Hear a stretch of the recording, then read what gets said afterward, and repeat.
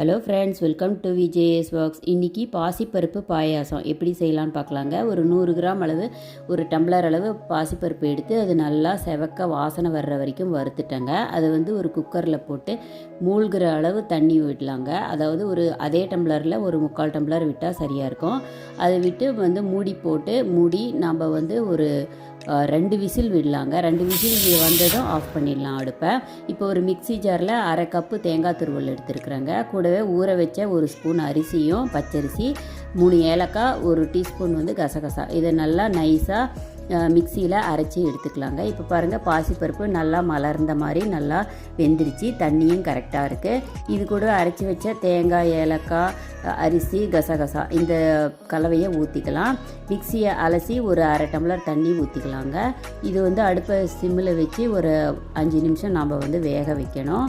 அப்போ தான் அந்த தேங்காவோட பச்சை வாசனை போகுங்க. இது அப்புறம் தண்ணி தேவைப்பட்டால் இன்னும் கொஞ்சம் கூட சேர்த்துக்குங்க.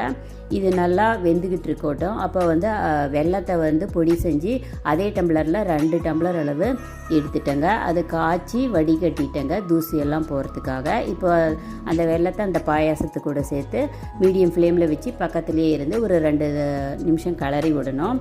இப்போ முந்திரியை வறுத்து கூடவே சேர்த்துட்டேங்க. ஒரு 5-6 முந்திரியை பிடிச்சி நெய்யில் வறுத்து சேர்த்துக்கலாம்.